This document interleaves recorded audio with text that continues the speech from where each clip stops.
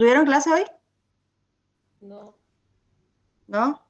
O sea que hasta ahora dieron todo lo que es enfermedad por reflujo gastroesofágico, cáncer, acalasia, esófago de Barrett,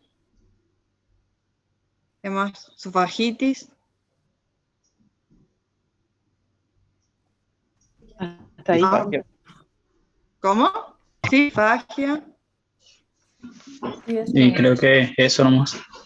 Ok. Bueno. Además de la duda que escribieron en el grupo, ¿alguna otra duda que les haya quedado con respecto a estos temas? Son temas dentro de todo bastante agradables de leer, por lo menos, ¿o no? ¿No les parece? Más lindo que por ahí respiratorio o algún otro tema o algunas otras enfermedades. Habían escrito en el grupo eh, si los pacientes, a ver, voy a buscar la pregunta.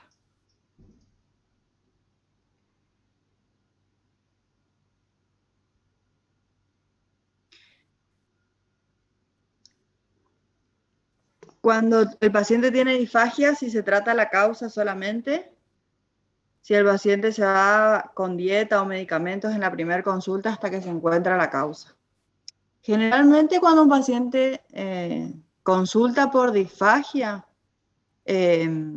nosotros, como habíamos dicho, podemos hacerle un interrogatorio, debemos hacer un interrogatorio que más o menos nos va a orientar ya a la causa, ¿sí? Por ejemplo, si nosotros le preguntamos sobre los antecedentes del paciente, el paciente nos cuenta o el familiar nos cuenta que el paciente tuvo 2 ACV o una ACV hace 6 meses, probablemente esa sea la causa, ¿sí? Depende también de, o sea, con el interrogatorio nosotros nos podemos acercar bastante a la causa, ¿sí? Como ustedes, como hablamos la semana pasada, ¿sí? Por ejemplo, si el paciente tiene, bueno, si tuvo ACV, si el paciente tiene alguna otra manifestación extra digestiva de alguna otra patología, como alguna genopatía, como esclerodermia, ¿sí?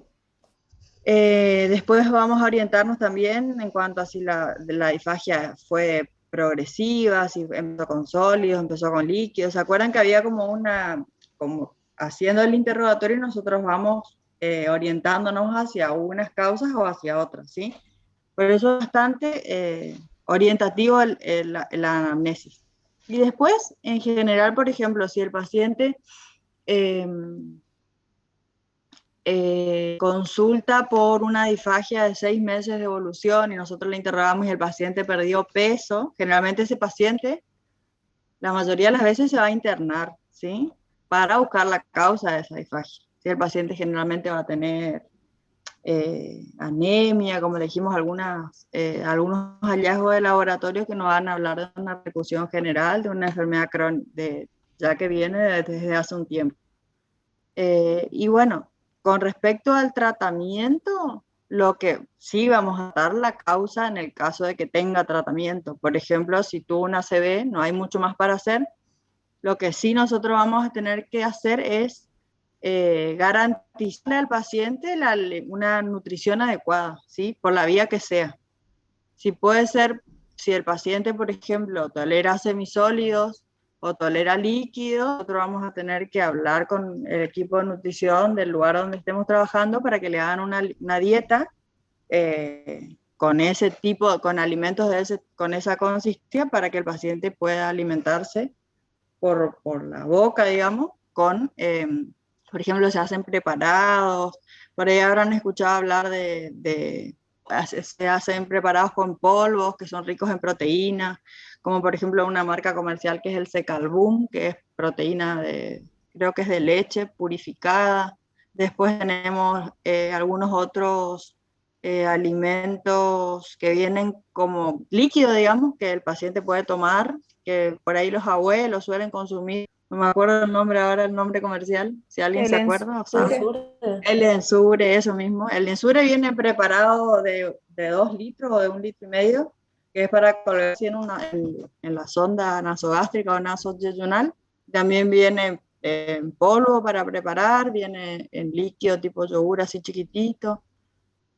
Varias presentaciones. Por ahí entonces la nutricionista lo que hace es hacerle una dieta al paciente y le va a enseñar a enriquecer los alimentos. Por ejemplo, con respecto a las calorías, se va a enriquecer con clara de huevo, con aceite crudo, ¿sí? Entonces el paciente puede consumir pequeñas cantidades pero enriquecidas, ¿sí? Y ahí nosotros evitamos que el paciente se vaya deteriorando más con el correr del tiempo, lo que va a ir en contra del estado general del paciente, ¿sí? Y bueno, y ahí programar o ver cuál es el estudio más indicado para ese paciente y lograr el diagnóstico etiológico lo antes posible, ¿sí? El tratamiento de la disfagia se hace, como yo les dije recién, tratando de que el paciente eh, garantice la alimentación, digamos, por la vía que se considere la más óptima, y tratando de que el paciente obviamente no esté sufriendo esa molestia o ese dolor al tragar. Si el paciente refiere disfagia a sólidos, obviamente no le vamos a dar una dieta con sólidos, ¿sí? Vamos a darle una dieta con líquidos o semisólidos, ¿sí? Eso. Bueno, tratar de lograr el diagnóstico lo antes posible. Con esas indicaciones iría el paciente a la casa en el caso de que nosotros optemos por el estudio de la etiología de forma ambulatoria. Pero generalmente ya con el interrogatorio exhaustivo se puede llegar a por lo menos a tener una aproximación bastante cercana al diagnóstico que le está causando esa patología, ¿sí? Estuve mirando un poco la clase de la doctora y la primera clase, la charla previa duró bastante, ¿sí? Que ustedes por ahí plantearon las inquietudes que tenía con respecto a los prácticos y, bueno, las dificultades que tuvieron en la era pasada para poder rendir. Y la mayoría creo que fue por el hecho de que por ahí tenían alguna materia de cuarto. Y también es que la doctora les planteó que probablemente para el final sea presencial, ¿sí? Así que ahí no van a poder tener los micrófonos muteados. Así que por ahí vamos a tratar de que seamos participativa la clase, porque hay una cosa que solamente se logra con la práctica, ¿sí? El hecho de expresarse, de encontrar las palabras adecuadas, de poder armar lo que la doctora les dijo que les van a pedir en un oral, que es el resumen semiológico que del paciente en cuestión, digamos, eso solo se logra con la práctica, ¿sí?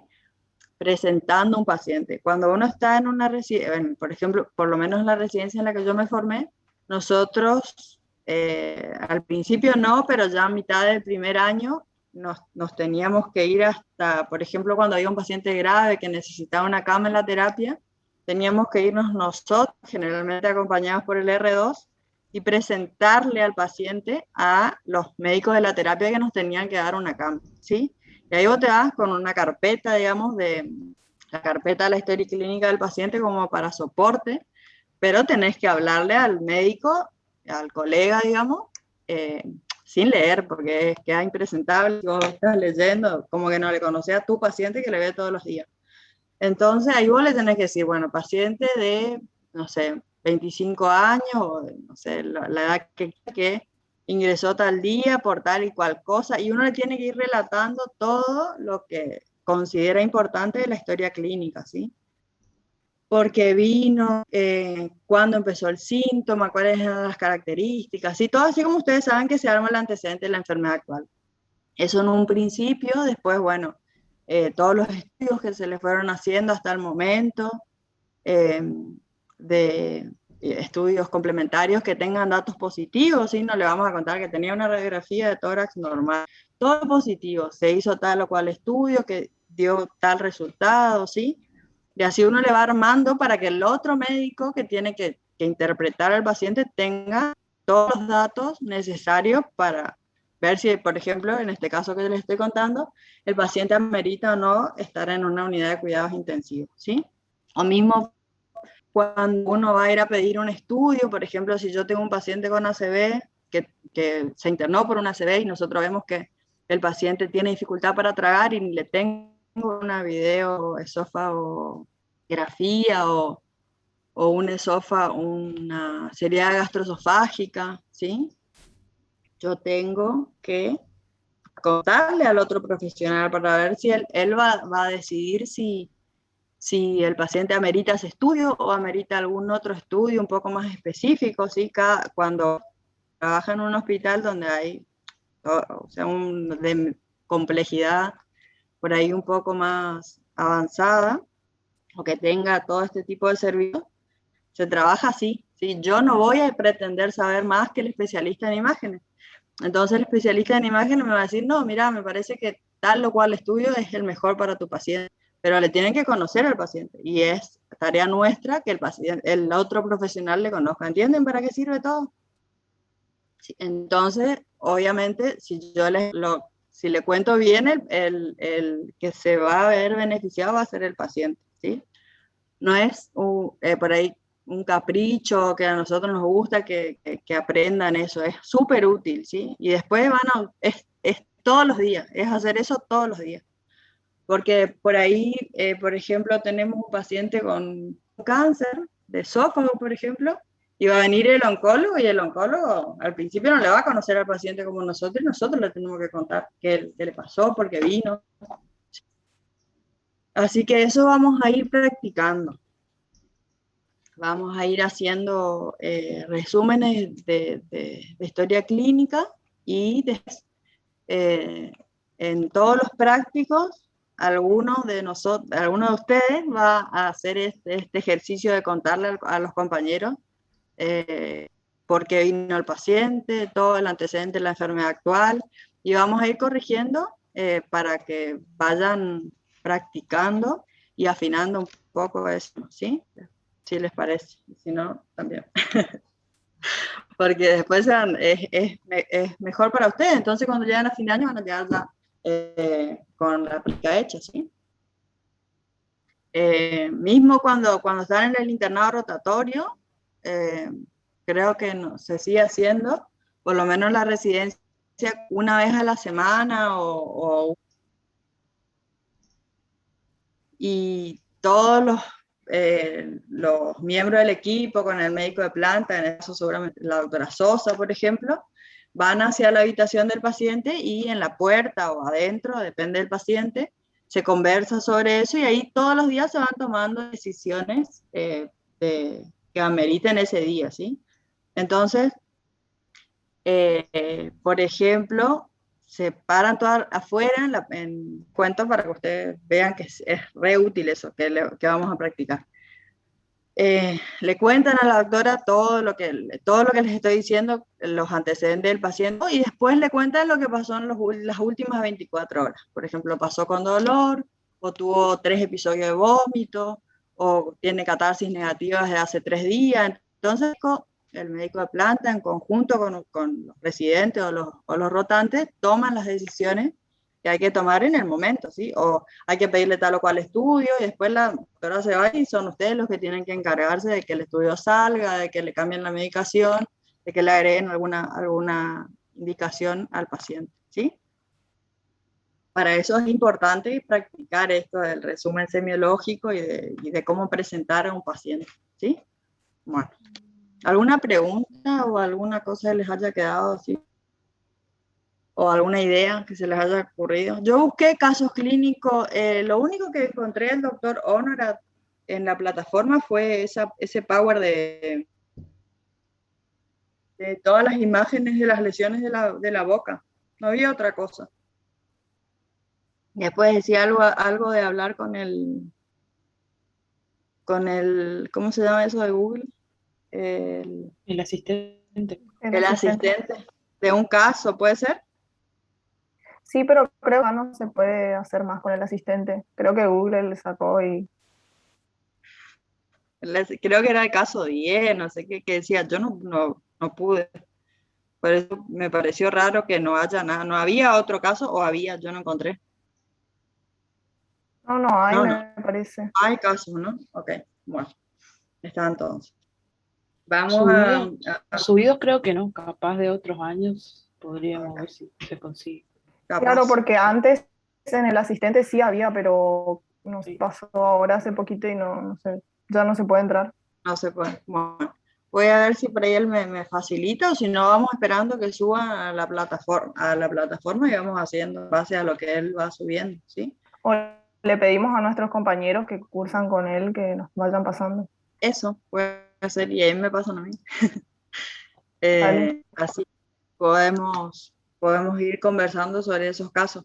Creo que sí tengo, que me quedó del año pasado, hay un caso de hemorragia digestiva, que ese sí ya tengo, digamos. No quise ocupar ese ahora porque todavía no habían dado la clase, digamos, entonces no es tan útil como cuando el tema ya se conoce, ¿sí?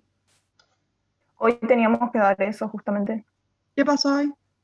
¿Saben? Nos pasaron mal el link y nadie nos avisó si, o sea, nunca mandaron bien el link, así que Se preguntó en la plataforma, pero no, nadie contestó, así que no. Nos dieron un link de un práctico, no del teórico. Ok.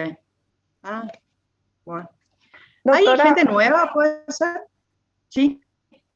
quisiera saber si esta era nos puede dar como en la primera era también sobre los casos clínicos para que vayamos practicando justamente por eso de si volvemos a la presencialidad, que está Dale. bueno practicar porque hace un montón que no hacemos eso y Da. además para Lo rendir que, Claro, vamos eso necesitando. como para mandarlo al correo, así nos corrige los errores. dale. Es bueno eso, digamos, pero lo que pasa es que me lleva mucho tiempo. Si ustedes no tienen problema en esperar que yo termine de corregir todo, pues tengo que leer caso por caso y hacer las correcciones caso por caso, ¿sí? Podemos hacer de vez en cuando así, escrito y que me manden al correo, y también podemos hacer que va a ser más útil para ustedes, más que por ahí tengan un poco de, no sé si vergüenza a esta altura de la carrera, pero algún sentimiento parecido, que vayamos leyendo lo que cada uno armó en cada clase, ¿sí? En cada clase 4 o 5 leen y entonces vamos entre todos armando una sola idea, ¿sí? Pero vamos a hacer de las dos formas, sí, sí. Eh, Hay gente nueva, pregunté, porque recién había 23, ahora hay 22 conectados. Y no éramos tantos. Eira, sí. ¿Vos eras de otro grupo, Paulo? Yo no. Yo No, estaba preparando semiología, por eso no. no me conectaba muy seguido a las prácticas. Ah, ok. No, hay un Paulo Pereira. Paulo. Que no. Ah, Está no, tu no está micrófono escuchando. apagado. ¿Tienes tu Micrófono. micrófono? No, él está en otra, está hablando con otra gente. No está queriendo prender el micrófono. ¿Será? No se prende. Creo que el resto somos todos los mismos. Ok. Perdón, Hola. soy Pablo Pereira. A mitad de año volví a la facultad, o sea, dejé un año y medio, prácticamente dos, por razones personales y bueno, tengo Dale. Y que ahora, ok. Dale, bienvenido entonces al grupo. ¿Alguien más? ¿O el resto somos los que somos? ¿Somos? No, las otras caras son conocidas. Bueno, entonces vamos a empezar a hablar sobre un caso clínico y ustedes me van preguntando lo que quieren, lo que consideran que es importante para aproximarnos al diagnóstico de ese caso, ¿sí? Tenemos un paciente de 61 años, ¿verdad?, que consulta que se siente cansado desde hace aproximadamente 2 meses, que nota que se siente muy cansado, que todo el tiempo quiere estar acostado, ¿sí? Era un paciente que normalmente él es comerciante, ¿sí? Trabaja en un negocio que tiene en su casa, y ahora nota que está muy cansado. todo el día siente fatiga, digamos, ¿sí? Y refiere una disnea, una disfagia, desde aproximadamente 5 meses, nota molestia o dolor al tragar, ¿sí? ¿Alguna cosa que les interese saber? Si es a sólidos, a líquidos. La disfagia fue progresiva, ¿sí? Y ahora está con disfagia a líquidos, ya. Por eso consulta, digamos, porque no puede ni siquiera tomar mate, no puede ¿A qué tomar altura sopa, siente la ¿sí? sensación que no puede deglutir? ¿A qué altura? ¿Arriba o abajo? Abajo, siente abajo, ¿sí? En la zona retroesternal, un poquito más arriba, ¿sí? ¿Es todos los días o intermitente? ¿Cómo? ¿Siente eso todos los días o cómo es? Sí, es continua, es una sensación continua. ¿Otros ¿Notó síntomas? ¿Tuvo pérdida de bajó, peso? bajó de peso?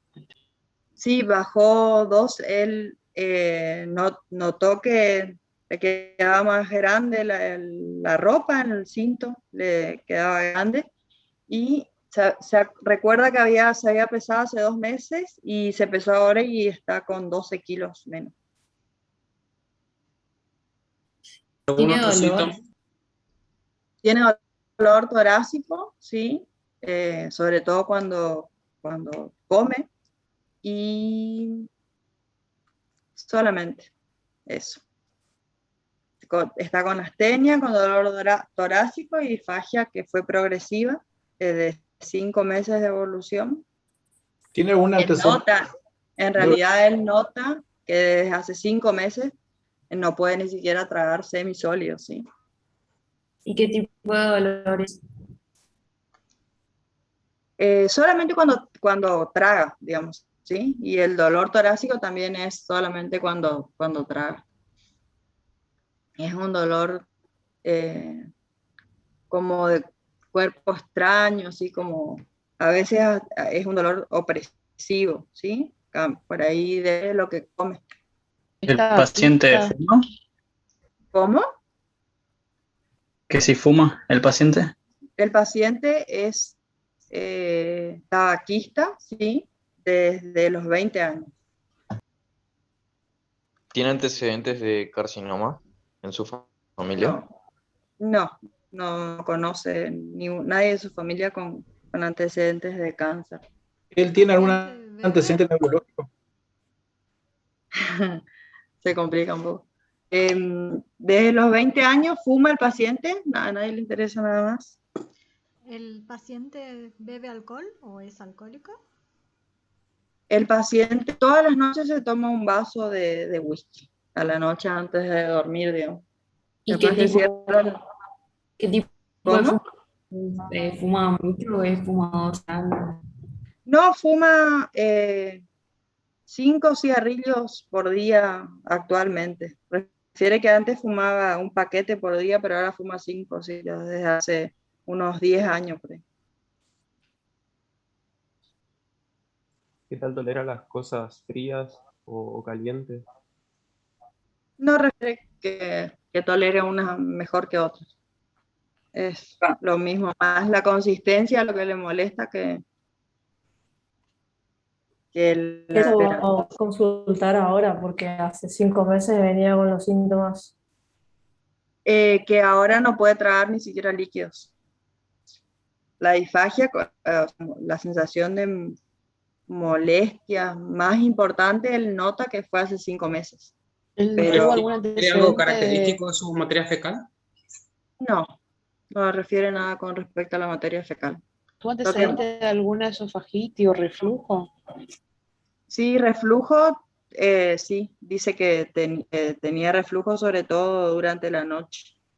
Sentía esa molestia en la boca, sabor amargo. ¿Tuvo alguna operación o un traumatismo? Se operó de apéndice nomás cuando tenía 14 años. Solamente. y traumatismos no.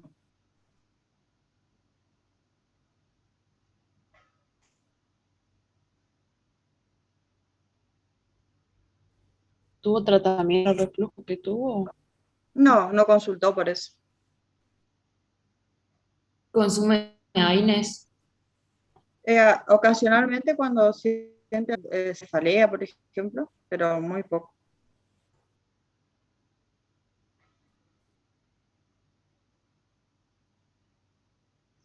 ¿Algún fármaco que consuma si es hipertenso, diabético? Sí, es hipertenso desde hace 15 años. Toma losartán, 100 miligramos día. Y solamente eso. Hace 15 años y siempre estuvo con la misma medicación. ¿Eh? O sea, que no está controlado entonces. No sabría, el paciente no es muy asiduo al médico, digamos, a los controles. Ahora, hace 5 meses que está con disfagia y consultó recién ahora porque no puede tragar ni siquiera el agua. ¿Y qué estilo de vida tenía el paciente? ¿Era activo? ¿Tenía una dieta saludable? El paciente trabaja por la mañana y por la tarde y a veces cuando podía, digamos, salía a caminar unas 2 veces por semana con la señora. Eso empezó hace cuando le diagnosticaron la hipertensión, pero hace 2 meses que no hace nada. Eso ¿Cómo era su significa- dieta antes? Antes, porque ahora ya no, casi no come. comía mucha carne, sobre todo carnes, ¿sí? Fritos, por ejemplo, comía 2 veces por semana, asado, los fines de semana.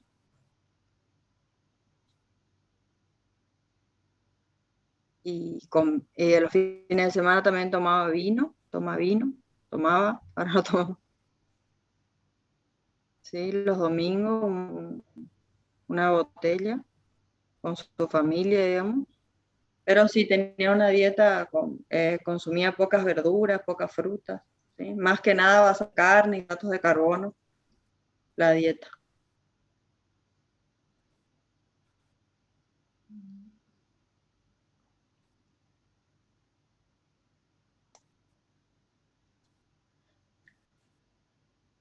¿Alguna cosa que quieran saber en el interrogatorio no les interesa saber más nada? ¿Algún otro síntoma acompañante? No. Disfonía se presenta.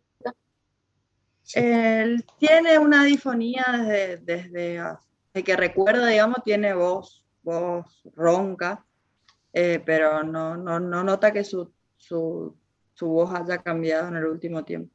¿Esta es la primera vez que le pasa este cuadro? ¿O antes le Sí, pasaba? no es la primera vez que le pasa, pero comenzó hace un tiempo. Digamos. ¿Cómo? ¿Y refirió a matemesia o no es? No. ¿Halitosis? No.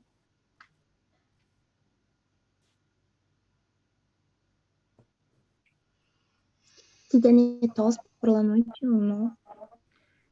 Él no refiere como, sí ronca, la señora dice que ronca por la noche, pero todos no refiere. Y el reflujo que les había comentado es solamente cuando se acuesta, digamos, cuando se acuesta muy seguida de la comida, ¿sí? Y a veces no es un reflujo que siempre, todas las noches tiene, digamos. ¿Lo siente ácido el reflujo? Sí, sientes amarga la boca o sensación de ardor, digamos, en el epigastrio.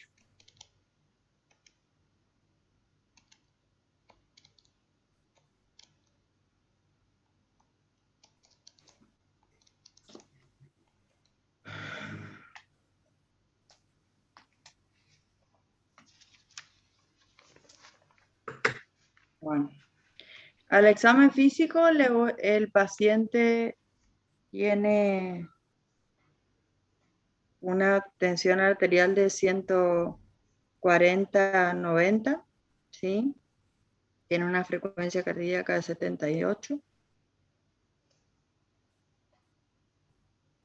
¿De cuánto La la frecuencia cardíaca? Perdón. 78. ¿Sí?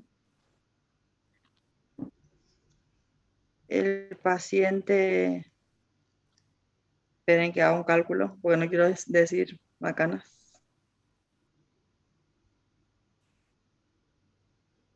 Mide 1,68 m.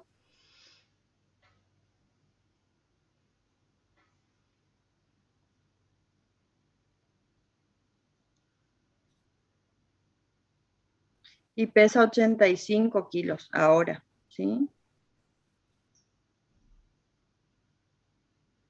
Pero está con 1,68 m. Tenía sobrepeso antes, entonces. Y tiene todavía.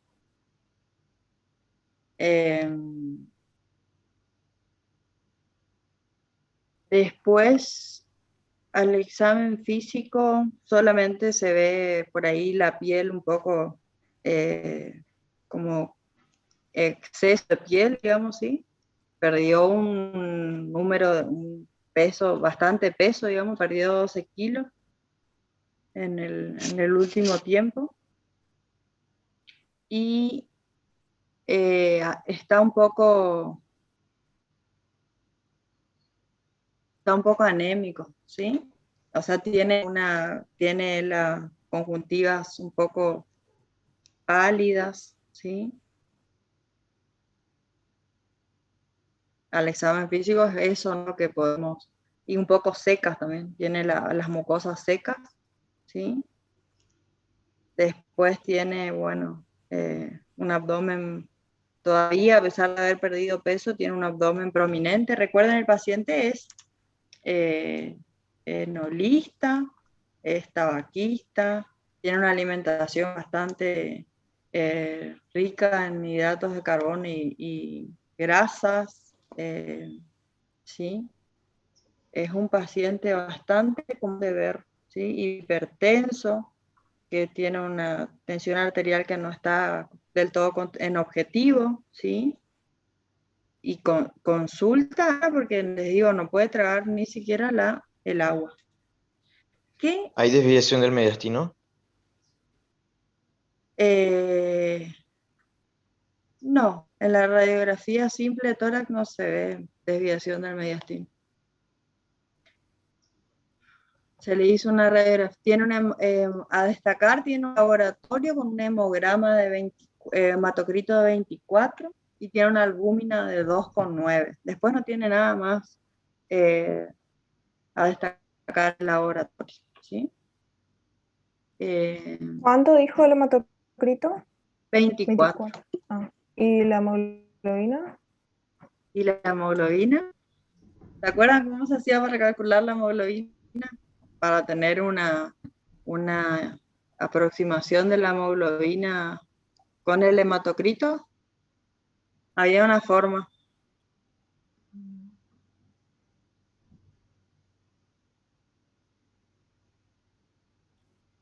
¿Se acuerdan? ¿Cómo? Se corta un poco.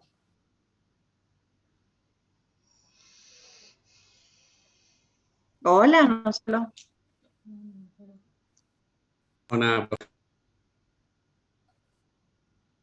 Se corta, Juan. Hemoglobina corpuscular media. Ah, está. No. La tiene una hemoglobina de 7,9. No sé quién preguntó. Rosa, creo que. María, creo que preguntó. Bueno. Entonces, con este paciente, ¿qué estudio o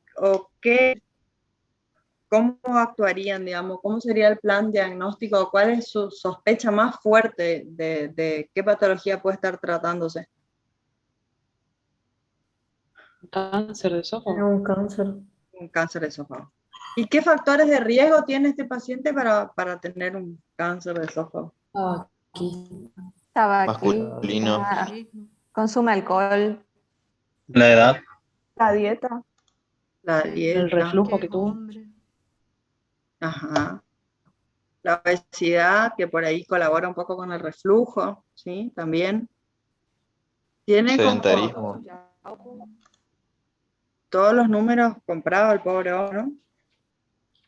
Y tiene la particularidad de esta patología que tiene que como da síntomas o el paciente generalmente consulta en estadios avanzados, tiene una sobrevida bastante, un pronóstico bastante malo, ¿sí? Una sobrevida menos del 10% de los pacientes sobreviven a los 5 años, ¿sí? Generalmente el tratamiento se hace la mayoría de las veces paliativo, ¿sí? Con radioterapia o quimioterapia para reducir el tamaño tumoral, ¿sí? Son pocas las veces, depende mucho del estadio en el que el paciente consulta, que el paciente se puede hacer una cirugía con intención de curación, ¿sí? Más del 70%, en la mayoría de los pacientes, más del 70% del esófago está infiltrado, ¿sí? Por el tumor, de la circunferencia del esófago. Y eso es lo que genera esta disfagia, incluso hasta alimentos líquidos, ¿sí? ¿Y cuáles son los estudios o con qué estudio arrancarían a estudiar a este paciente? Endoscopía, digestiva alta y biopsia. Radiografía. Radiografía primero, creo. Sí, ¿La habían puede hecho? ser Contraste. con contraste, con doble contraste, ¿sí? Un tránsito esofágico que le llaman, ¿sí? Ahí lo que van a ver va a ser la reducción de la luz, ¿sí? Hay una imagen característica, no sé si se acuerdan cómo se llama la imagen, que se ve en el tránsito esofágico con doble contraste, o con varios en realidad. O yo no, capaz que ni se usa. No sé cuál es el nombre, pero sé que no se tiñe la parte. Ajá. Cuando No hay tenga lesionada. un gran compromiso de la pared, digamos, del esófago, hay una dilatación superior y hay una estrechez de la luz, digamos, y hay una imagen en manzana mordida, no sé si recuerdan. Ahora Sí, vamos a ver unas es imágenes. esa. Sí, se ve la estenosis, digamos, sobre todo de la luz del esófago, por donde pasa igual el contraste, ¿sí? Hay un estudio que se está usando mucho ahora, que es bastante útil, sobre todo para evaluar la extensión en profundidad de la invasión tumoral, digamos, de la pared del esófago, que es la ecoendoscopía, ¿sí? Es una ecografía que se hace una endoscopía y en la punta del endoscopio hay un transductor de ecografía, digamos, ¿sí? Entonces ese transductor va viendo la pared del esófago y ahí puede determinar hasta qué capa del esófago está comprometiendo el tumor, ¿sí? Eso es bastante útil, ¿sí? No en todos lados hay, pero ya hay bastante acceso a ese estudio. Y sin dudas, la endoscopía digestiva alta es la más útil porque nos va a permitir la biopsia, ¿sí? Y hacer el diagnóstico etiológico, digamos, el diagnóstico de certeza. ¿Se acuerdan cuál es el tipo histológico más frecuente de los tumores del esófago? Adenocarcinoma. Adenocarcinoma. ¿Seguro? El O escamoso. el escamoso. El escamoso. ¿Y relacionado con qué otra patología? Con el esófago Con Barrett, sí. Sí. El 50% de los tumores del esófago van a sentar en el tercio medio, ¿sí? Y la anatomía patológica más frecuente es el carcinoma escamoso, ¿sí? Después, el 50% afecta al tercio medio y después el isquio distal, ¿sí? En ese orden se afecta, ¿sí? El 35% afecta al tercio distal y el resto va a afectar la parte superior, ¿sí? Profe, dijo que tenía dolor torácico. En ese caso no pensaríamos más en algo motor. Puede generar sí, el de tipo motor, el dolor, digamos, pero también los tumores, los cánceres también pueden generar dolor. Pueden generar dolor por invasión local, ¿sí? Claro, pero ese caso también no iba a ser progresivo. ¿Cómo? Te dijo que fue progresivo y eso da Sí, más. sí. Todo es progresivo. Y por la Por ahí pérdida de peso. sí, sobre todo el cuadro, digamos, nos grafica bastante bien lo que es una patología neoplásica, ¿sí? La pérdida de peso, la anemia, bueno, todos los antecedentes, el paciente refiere, ¿sí? Tiene todos los Cansancio, factores fatiga. de riesgo, eso, ¿sí? Parece configurar un síndrome de impregnación neoplástica, ¿sí? Bueno, entonces le hacemos sería esófago gástrica o esofágica, sería esofágica, con varios, y vamos a ver ya la alteración en la luz del esófago. Y después el gol estándar para el diagnóstico y el diagnóstico histológico va a ser la endoscopía con biopsia, ¿sí? Se dice que aproximadamente un 40% o un poco menos de los pacientes pueden ser operados, pueden tener indicación quirúrgica, ¿sí?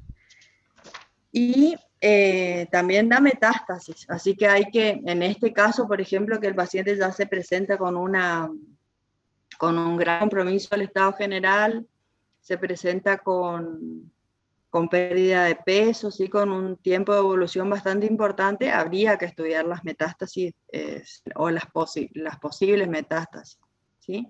¿Se acuerdan en qué órganos da metástasis el tumor, el cáncer de esófago? ¿Pulmones? ¿Cómo? ¿Los pulmones? Da metástasis en pulmón, da metástasis también en cerebro. Los ¿sí? ganglios. En los ganglios hay que hacer un examen físico exhaustivo para ver si no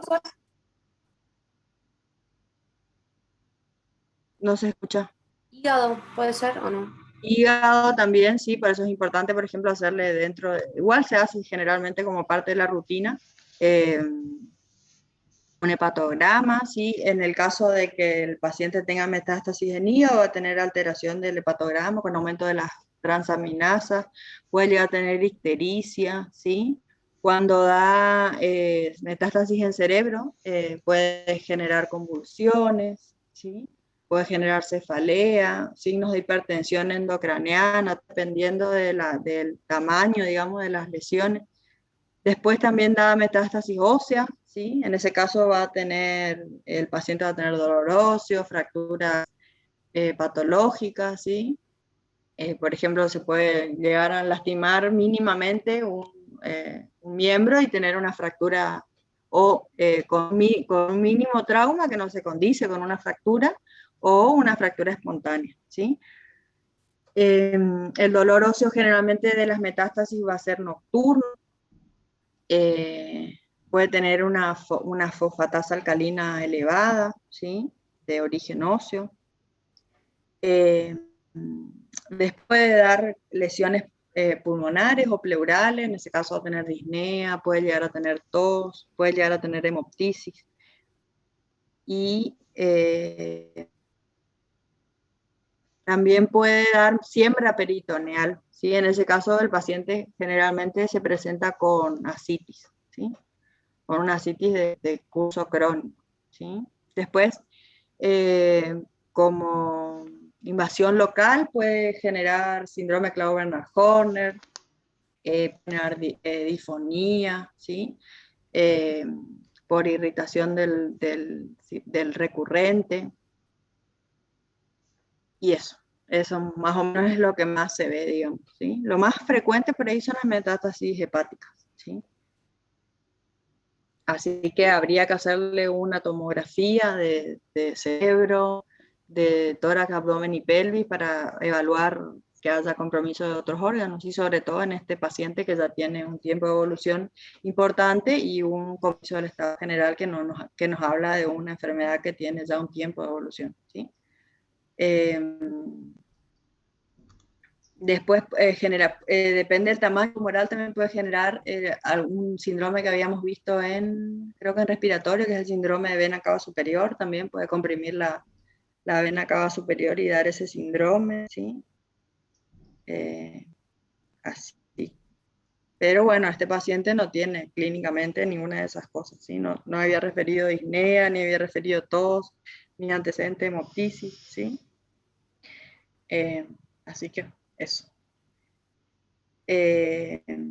Ahora les voy a mostrar unas imágenes como para que se vayan familiarizando con las imágenes, y me gustaría que armen un antecedente de la enfermedad actual de solo el antecedente de la enfermedad. Recuerden todos los datos que me preguntaron y traten siempre de que sea en orden cronológico, ¿sí? De lo que apareció. Primero, el motivo de consulta. ¿Cuál fue el motivo de consulta del paciente? Y desglosar ese síntoma, ¿sí? O ese motivo de consulta lo más que se pueda. Y después, todos los síntomas agregados, ¿sí? En orden de aparición. Acuérdense que es importante respetar la cronología. Después podrían llegar a agregar antecedentes que me preguntaron, y anotarse por ahí en alguna esquinita o en algún papelito aparte qué fue lo que faltó preguntar, ¿sí? Entonces, después la clase que viene hablamos sobre este caso y vamos viendo entre todos qué fue lo que por ahí nos faltó, o que después a la hora de armar el antecedente de la enfermedad actual nos dimos cuenta que no teníamos ese dato, ¿sí? Mandarme, los que quieren que les vaya corrigiendo me van mandando y ya voy mirando, y en la medida que pueda les voy a ir haciendo una devolución de eso, ¿sí? Si no, no sé si quieren mandarme ahora o esperamos a hacer primero la corrección entre todos. Creo que ahora es mejor porque si no va a ser medio tramposo, ¿no? ¿Sí? No.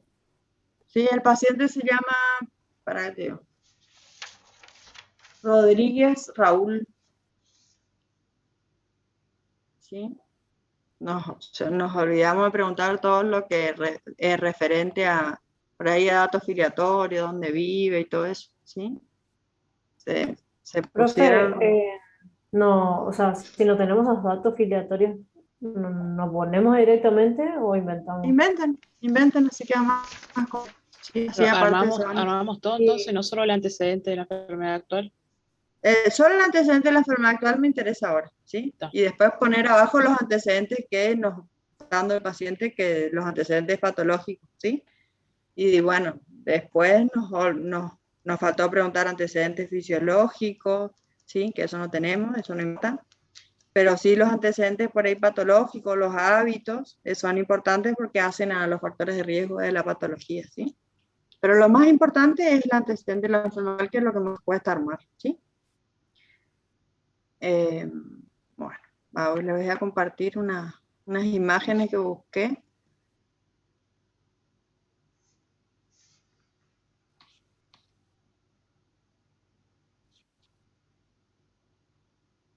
Bueno, después les voy a... No sé si se habló en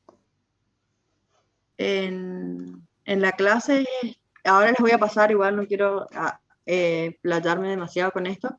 Este es la clasificación, la estadificación del cáncer de esófago, ¿sí? De acuerdo a las capas que va comprometiendo, si tiene o no compromiso de ganglios y si tiene o no metástasis a distancia, ¿sí? Estas son algunas imágenes de tumores que comprometen la pared y la luz. Vemos, sí, que ya compromete la luz del esófago. Esta es una imagen de una endoscopía digestiva alta, ¿sí? Después, a ver, acá hay otras imágenes. Acá vemos cómo se nota la diferencia en la macroscopía de la videoendoscopía digestiva alta, lo que es una mucosa normal, una mucosa con una metaplasia, ¿sí? Este acá se ve bien la transición entre un epitelio y otro, ¿sí?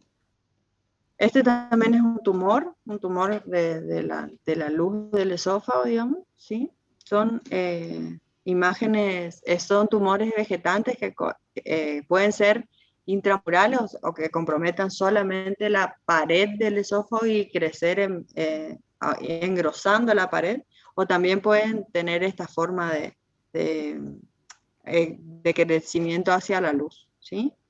Acá, por ejemplo, nosotros vemos que toda la pared del esófago, toda la circunferencia del esófago está comprometida, ¿sí? Se ve bastante aumentado de tamaño, ¿sí? Acá vemos cómo es la pared del esófago, ¿sí? En la tomografía tiene una pared delgada y prácticamente el orificio no se ve porque está como colapsado, podría decirse, ¿sí? Está... el orificio está chico y cuando empieza el proceso de que uno mastica, traga y todo, ahí empieza, cuando el bolo alimenticio va pasando, ahí se va abriendo, digamos, la luz, ¿sí? Y acá se ve que la luz está bastante más chica, pero hay un gran compromiso de la pared del esófago, ¿sí? Puede hacer compromiso a distancia, como les dije, de hueso, puede comprometer las vértebras, ¿sí? Con imágenes osteolíticas generalmente, pero también pueden ser osteoblásticas. Esta es una imagen de una econdoscopía, ¿sí? Ven cómo se ve parecido a una endoscopía, a una ecografía convencional, digamos, ¿sí? Solo que se ve la luz del esófago y se ve el compromiso hasta dónde penetra o hasta dónde compromete, hasta qué capas compromete, digamos, la lesión tumoral, ¿sí? Estas son también imágenes de tomografía, ¿sí? Un corte coronal y los cortes axiales, donde se ve el tumor. Ahí, como les había dicho, más el 50% afecta al tercio medio, que es la porción más afectada del tumor, ¿sí?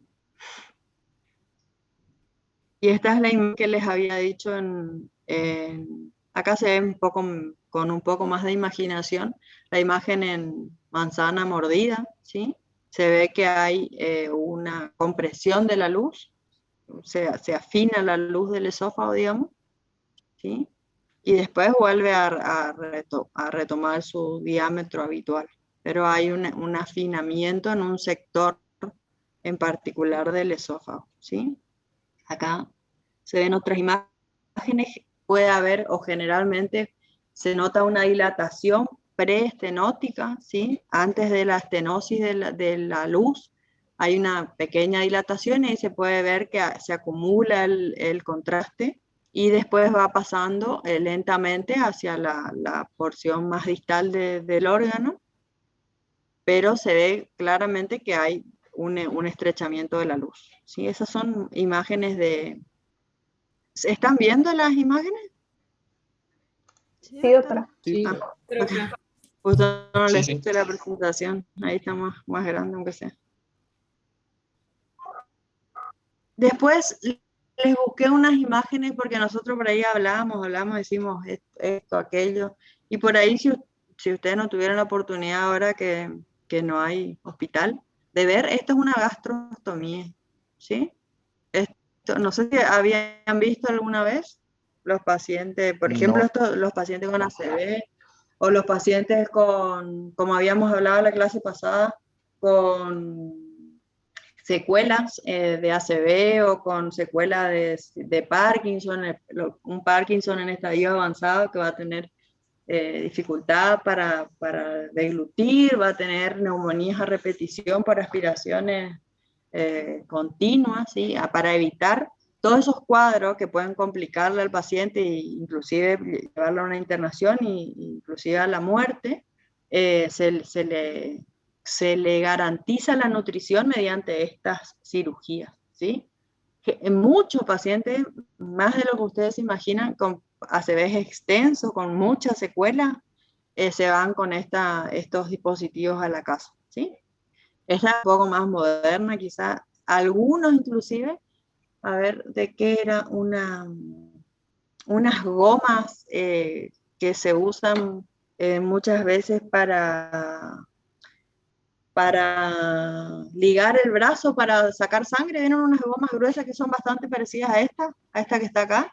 Bueno, los chicos de los residentes de cirugía, que esta cirugía ellos se ve que practican ya en los primeros años de la residencia, improvisan, digamos, una sonda una gastrostomía con ese tipo de material, ¿sí? Porque por ahí estos dispositivos, estas sondas comerciales que ya vienen todas preparadas para colocar,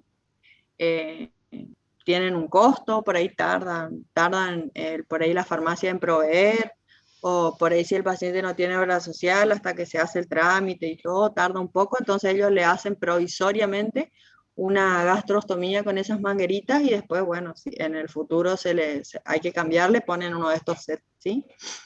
Y esto va al estómago directamente y acá le pueden pasar, como les dije, las dietas enriquecidas, estos los líquidos, los preparados, ¿sí? Que vienen la cantidad de calorías por mililitro, entonces uno sabe cuántas gotas por minuto le tiene que pasar al paciente para que le pase X cantidad de calorías, digamos, ¿sí? Lo que se vio, o que lo que se intenta hacer con estas, después cuando se le conecta la alimentación a las bolsas de alimentación, es que el paciente tenga periodos de ayuno y periodos de ingesta, digamos, que trate de remediar que sea lo más cercano a la alimentación fisiológica, ¿sí? Que se le da a la mañana, después se le da, por ejemplo, al mediodía y a la noche, después se le deja un periodo de reposo para que haya un descanso, digamos, ¿sí? Y después se trata de remediar ese ritmo, ¿sí? No es que está todo el tiempo colgada la bolsa, ¿sí? Inclusive se le puede pasar alimentos convencionales, como por ejemplo sopas de verduras o algo así, procesadas, licuadas, ¿sí? Con un poco más de riesgo de que por ahí se tape la sonda. Después hay que hacer un correcto lavado con agua, digamos, de la sonda. Por acá también se le pasa el agua. Si el paciente tiene problemas para tragar, va a tener problemas también para hidratarse, ¿sí? Entonces, esta es una de las opciones que tenemos para los pacientes que, por ejemplo, en un cáncer de esófago estadio avanzado, yo voy a necesitar que el paciente esté bien nutrido para enfrentar una radioterapia, una quimioterapia, y obviamente no va a poder comer, y muchas veces ni siquiera por la luz que queda del esófago pasa una sonda nasogástrica o una sonda nasoyeyunal, que ahora les voy a mostrar las imágenes de las dos. Muchas veces ni siquiera pasa eso, entonces esta es una opción. Y después, si el paciente mejora su estado general o por ahí se puede llegar a hacer un tratamiento o una cirugía, esto se retira y no tiene mayor complicación, ¿sí?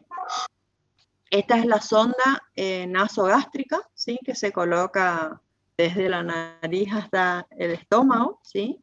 Que son un poco más gruesas. Estas son las sondas, ¿sí? Lo que se hace es medir, digamos, la longitud desde la nariz hasta el lóbulo de la oreja, y de ahí se hace una marca y se introduce la sonda hasta esa marca, que generalmente se hace una marca con una cinta o con un marcador indeleble para saber si esta sonda no se desplazó, ¿sí? Porque muchas veces pacientes que generalmente o están con un deterioro del sensorio, o mismo se desplaza la sonda hacia afuera, y si se desplaza y sale de la cavidad del estómago, inclusive puede generar aspiración de lo que uno le está pasando, ¿sí? Entonces siempre hay que tratar de corroborar que la sonda esté bien colocada. Una de las formas, después de que le coloco la sonda, de ver si está bien colocada es el extremo distal de la sonda está conectado generalmente a un sachet de suero vacío, ¿sí? Entonces yo inflo el sachet de suero vacío con aire y ingreso a la cavidad gástrica y con un estetoscopio escucho el ingreso del aire a la cavidad gástrica. Entonces de esa forma yo sé que el extremo distal de la sonda está en el estómago. Y estas ondas nasoyunales son un poco más largas, ¿sí? Son por ahí de elección en los pacientes que van a necesitar una sonda por periodos más prolongados, porque estas por ahí generan úlceras acá en la nariz, úlceras por decúbito, ¿sí? La zona de la sonda que está en contacto con el tabique o con la pared de la nariz, por ahí se generan úlceras, ¿sí? Por el contacto. Entonces, con estas sondas, que son un poco más finas, yo evito ese tipo de lesiones, ¿sí? Y estas sondas se controlan con una imagen radiográfica porque tienen acá en la punta toda una estructura de metal, ¿sí? Que va a aparecer en la radiografía. Entonces yo le hago la radiografía, una radiografía en posición de pie de preferencia o sentado, y ahí voy a ver el extremo de la sonda, donde está colocado, se ve así, ¿sí? Tiene o unas pelotitas o un resorte de metal en la punta, entonces yo le pongo la sonda y sí o sí necesita esta imagen de control posterior antes de pasarle el alimento para corroborar que la sonda esté bien colocada, ¿sí? Doctora, ¿el material Sí. resiste, digamos, a los ácidos estomacales? Sí. ¿No se degrada? No se degrada.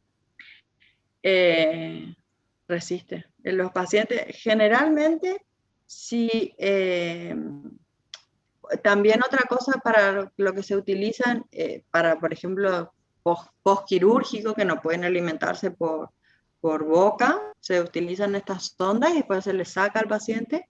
O también, por ejemplo, como les dije yo, que por ahí se hace el trámite y hasta que se espera el set de gastrostomía, los pacientes se van a la casa con esta sonda y después se les cambia por el set de gastrostomía. Pero no resisten un montón. Lo más frecuente es que salga, ¿sí? Que se desplace o que el paciente se arranque dormido, ¿sí? Estas, que son las más, por ahí las más de mayor fácil acceso, ¿sí? Estas son un poco más caras y más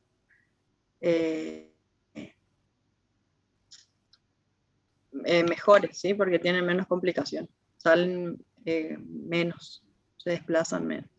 Y esas son las opciones, digamos, que nosotros... Otra opción para alimentación, para asegurarnos la alimentación por ahí en pacientes un poco más grave, es la alimentación parenteral, que eso se coloca, se utiliza una vía central, ¿sí? Y por generalmente de doble luz, no sé si alguna vez vieron cómo son los sets de vías centrales, si no yo les busco para la clase que viene. Hay algunas que tienen solamente una luz, o sea, una manguerita, hablando mal y pronto, y hay otras que tienen doble luz, ¿sí? Generalmente en los pacientes que se hace alimentación parenteral se usan las de doble luz y la que se usa para alimentación se usa solo para alimentación y la otra se utiliza para la medicación, ¿sí? Se marca la que es para alimentación y la otra solamente para la medicación. De esta forma lo que se disminuye es el riesgo de contaminación y de que haya, por ejemplo, una infección de la vía, o una infección asociada a catéter, ¿sí? Bueno, y por ahí también muchas veces se puede hacer una alimentación hasta que el paciente se recupere, ¿sí? Esas son las opciones. Siempre recuerden que el paciente, por la vía que sea, yo siempre les repito esto, creo que soy bastante reiterativa, pero es súper importante que no nos olvidemos que el paciente tiene que alimentarse, de la forma que sea, como sea, por donde sea, pero tiene que alimentarse, porque imagínense, o cualquier persona que no se alimente por 48 horas, 72 horas, hay internaciones que son muy prolongadas y cada día que el paciente no se alimenta va a detrimento de su estado general, ¿sí? Va a tener menos defensa, va a resolver más lento o peor, por ahí las infecciones, la cicatrización de heridas es peor también, ¿sí? Recuerden que para que se cicatricen las heridas, para todo, para que el cuerpo funcione correctamente, el sistema inmunológico, el paciente tiene que estar bien nutrido, ¿sí? Tiene que haber un adecuado aporte de proteínas, sobre todo de proteínas, ¿sí? Porque es lo que hace estructura después para cualquiera de los tejidos que nosotros querramos regenerar, ¿sí?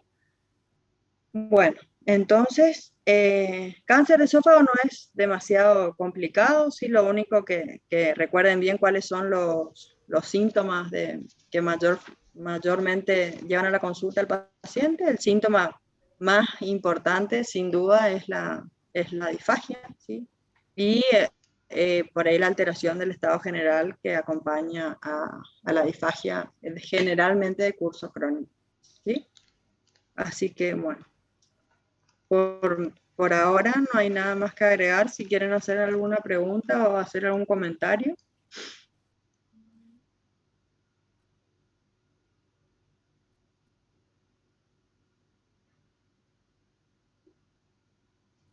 ¿No? ¿No tienen ninguna duda?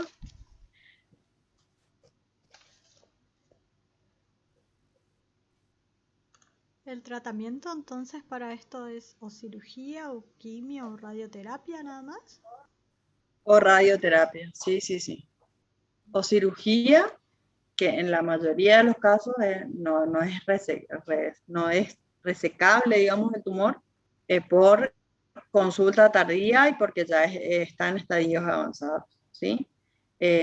Generalmente se hace quimio, radioterapia como una de adyuvancia o de neoadyuvancia, digamos, para disminuir el tamaño tumoral y ahí intentar hacer una cirugía por ahí con intención curativa, ¿sí? Pero bueno, el objetivo del tratamiento es que el paciente pueda alimentarse, ¿sí? Por eso en esta clase les hice tanto hincapié en eso. El objetivo es disminuir la disfagia y el paciente pueda comer, ¿sí? Profe, ¿y por qué es el mal pronóstico? ¿Por el diagnóstico tardío? Sí, por el diagnóstico tardío, sí, sí, sí.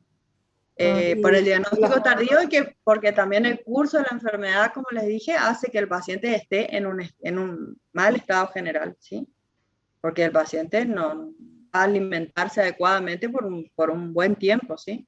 Y eso hace que también actúa como un factor pronóstico negativo para el paciente, ¿sí? Pero sí tiene más que ver con el estadio que generalmente se hace el diagnóstico en estadios avanzados, ¿sí? Que generalmente ya hay metástasis, compromiso local, ¿sí? O sea, como que el paciente se muere de desnutrición, digamos, o sea, porque no puede comer bien, digamos, más que nada. Y el paciente en realidad se muere por ejemplo, en el caso de la desnutrición puede morirse por las complicaciones que genera la desnutrición, ¿sí? Por ejemplo, si el paciente, como les dije, si el paciente está muy asténico o si está internado por mucho tiempo, puede tener lesiones por decúbito y que se infectan y puede morir por eso, por alguna infección de algún sitio, alguna lesión por decúbito, las escaras, por ejemplo, o depende si tiene afección local, si tiene compromiso pleuropulmonar, o puede tener fístulas también, y ahí hacer neumonías a repetición. La anemia ¿sí? prolongada también le puede dar complicaciones. Sí, puede generar complicaciones también la anemia prolongada. Pero las causas de muerte son compromisos también de los órganos de las metástasis, ¿sí? También puede ser por una insuficiencia hepática, hay varios factores que influyen en el mal pronóstico de esta patología, ¿sí? Tiene mucho compromiso de metástasis a nivel local y encima es en un paciente que está mal, digamos, que no puede bancarse una enfermedad de ese tipo, ¿sí? No es un paciente que está entero, que yo les digo, bueno, vamos a hacerle radioterapia, quimioterapia, el paciente empieza el tratamiento en un mal estado general, ¿sí? Entonces, por ejemplo, hace una serie de quimio, de que la quimioterapia genera inmunosupresión, ahí pueden agarrarse una neumonía, si están internados se agarran una neumonía intrahospitalaria y el paciente muere por eso, ¿sí? ¿Se entiende? Se muere por las complicaciones del mal estado general o de la malnutrición, que generalmente son infecciosas, y también por las metástasis, ¿sí? Doctora, si el paciente tenía alguna de estas sondas, o el anterior, que no me acuerdo cómo se llamaba, ¿también podía irse a su casa? ¿Era un paciente ambulatorio o tenía que estar internado? No, los pacientes se van a la casa con esta sonda, ¿sí? Se le enseña a la familia y al paciente, si el paciente está consciente, si no es, por ejemplo, el caso de una disfagia por una ACV, se le enseña a manejar la sonda, que no son complicadas, lo único que hay que tener cuidado es que no se desplace, se le hace la marca y se le enseña que todos los días, antes de pasarle la alimentación, tiene que mirar si la sonda no se desplazó. Y un adecuado, se purga o se limpia con agua después de pasarle el alimento para que no se tape, y eso es todo, ¿sí? No hay mayor cuidado de las sondas. Otra opción también es que en muchos lugares o algunas obras sociales, por ejemplo PAMI, que los pacientes de mayor edad es bastante frecuente que tengan en esa obra social, tienen servicio de enfermería a domicilio y se le pide eso, y por ahí la enfermera va y corrobora todos los días que la sonda esté bien, ¿sí? Pero no son difíciles de manejar. Y esta gastrostomía sí. ¿Con la vía parenteral también? No, en la vía parenteral no. No, con la vía parenteral solamente hay que tener muchos cuidados, hay que manipular con guantes estériles en un ambiente estéril, porque eso va directo adentro del sistema circulatorio, ¿sí? Cualquier germen que entre ahí genera una bacteremia, ¿sí? Hacen muchas infecciones por hongos los pacientes que tienen alimentación parenteral, que no tienen un adecuado cuidado, ¿sí? Hacen infecciones por cándida, por ejemplo, ¿sí? Esa que está mostrando ahora es la menos incómoda.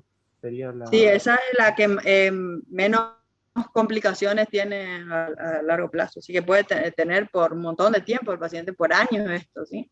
Esto va adherido por puntos de sutura a la pared del estómago y después a la piel, ¿sí?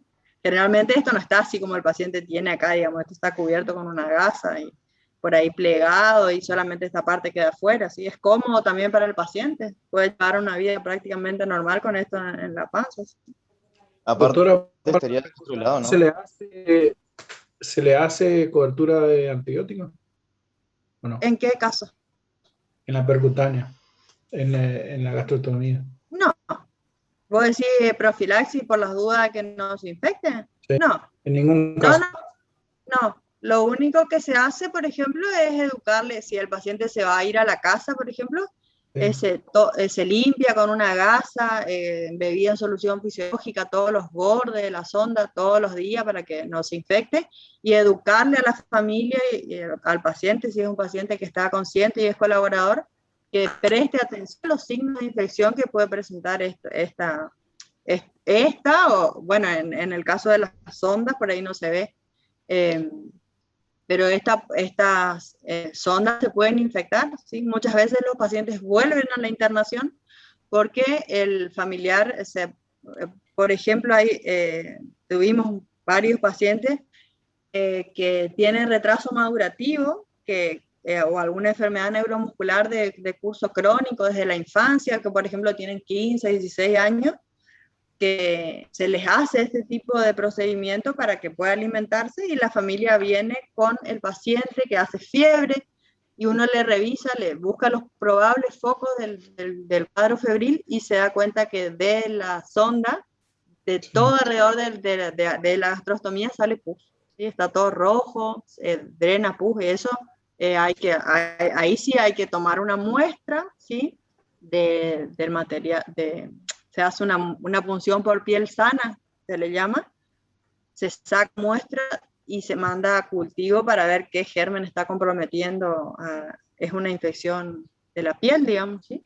Y ahí sí se hace cobertura, pero así para profilaxis de infección no se realiza. ¿Ya? Sí hay que prestar mucha atención cuando están en la internación y cuando el paciente se va a la casa, que no tenga signos de infección, ¿sí? De la piel. Que queda rojo, acá queda todo humedecido, por ahí se agranda el orificio, ¿sí? Signos son claros de infección. Pero sí, esta sin duda es la más cómoda de llevar, ¿sí? Y también por ahí de un uso un poco más crónico. Así que es. Bueno, ¿alguna otra pregunta? Y se cubre con antibióticos para gérmenes de piel, ¿sí? Se inicia tratamiento empírico, se espera el resultado del cultivo y de ahí se rota si es necesario. Generalmente no es necesario hacer un cambio de la gastrostomía, por eso, ¿sí? Solamente se trata la infección. Bueno. Eso entonces en cuanto a cáncer de esófago, ¿sí? Por ahí no es tan importante que recuerden la clasificación del TNM, tengo entendido, pero sí recuerden cuáles son los órganos más comprometidos con las metástasis, ¿sí? Y cuáles son los estudios que vamos a hacerle para diagnosticar el compromiso de metástasis en otros órganos, ¿sí? ¿Cómo se llamaba la endoscopía? ¿Te había dicho? Una endoscopía digestiva alta. Perdón, la eco. Ecoendoscopía. Sí, es como la combinación de los dos estudios, nomás sí es una endoscopía digestiva alta, solo que en la punta del endoscopio tiene un transductor o un mini ecógrafo, por decirlo de alguna forma, ¿sí? Y de esa forma se puede ver el compromiso de la pared, ¿sí? Y se ve así igualito con una ecografía. ¿Ven? Acá se ve el compromiso de la pared. Y en esta parte está conservado, ¿sí?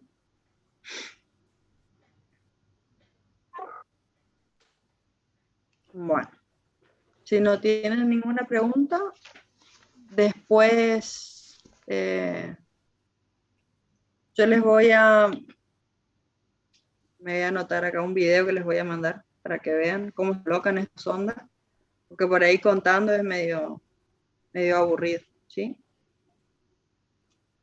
Pero generalmente es el residente o el médico el que coloca estas ondas, sobre todo estas, ¿sí? Por ahí estas, si los enfermeros son colaboradores o se colocan ellos, ¿sí? Pero también es bueno que el médico sepa colocar, ¿sí? Por lo menos un par de veces tiene que intentar y colocar la sonda, ¿sí? La medición ahora yo les voy a mandar bien cómo se mide, digamos, la longitud para saber hasta dónde introducir toda esta sonda, ¿sí? Se hace con guantes estériles, siempre hay que tener, para empezar a colocar la sonda, un par de guantes estériles, una jeringa de 10 con solución fisiológica o con agua, porque esta sonda tiene un balón que hay que inflar, ¿sí? Para que la sonda no se desplace.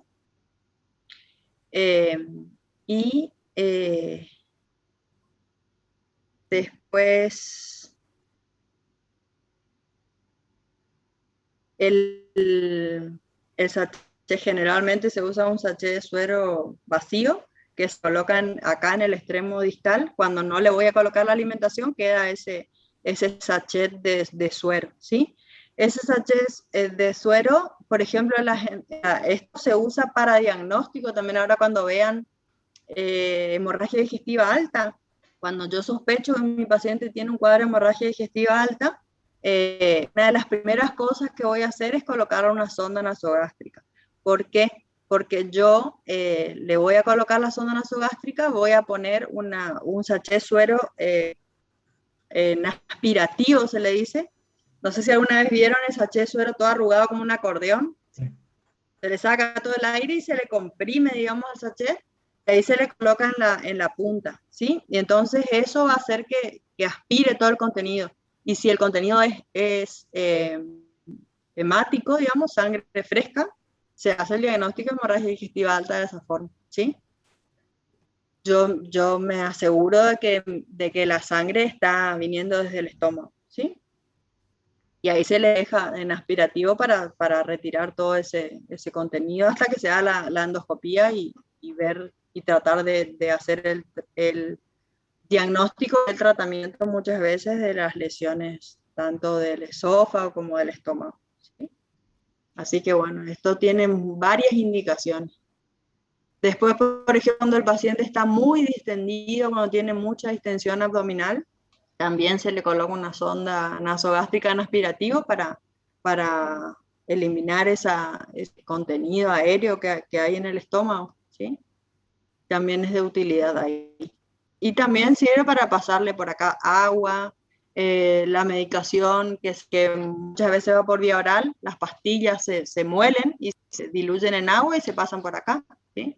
Cuando el paciente no tiene la posibilidad de tragar, y para evitar hacerle una vía periférica solamente para la alimentación, se le pasa los medicamentos por la sonda, ¿sí? Bueno. Si no tienen ninguna pregunta, entonces están liberados y la próxima semana hablamos. Primero, la primera parte de la clase vamos a leer algunos van a leer su antecedente de la enfermedad actual y vamos a ir conversando sobre eso, y después vamos a tratar de hacer un caso de hemorragia digestiva, ¿sí? Que es el caso que está en no sé si está en la plataforma, pero yo tengo desde el año pasado de los casos del doctor Honora, ¿sí? Profe, ¿hay que mandarle la actividad por mail? Sí, mándame solo al mail de siempre. Así yo estoy corrigiendo y les voy mandando la corrección, ¿sí? Así después por ahí si nos piden alguna nota o algo, que por ahí esta era van a ser un poco más estrictas con eso, ya tenemos varias opciones de nota como para acceder a la era, ¿sí? Bueno, dale. ¿Está? Bueno. Entonces, cualquier cosa, acuérdense que si están leyendo un tema o de la clase, no entienden algo, les quedó alguna duda, antes de olvidarse de la duda, anoten en el grupo y ahí queda la clase que viene conversando, ¿sí? Gracias. Gracias, Nos vemos. Gracias. Gracias, doctora. Nos vemos. Hasta luego. Hasta luego. Hasta luego. Chao, chao.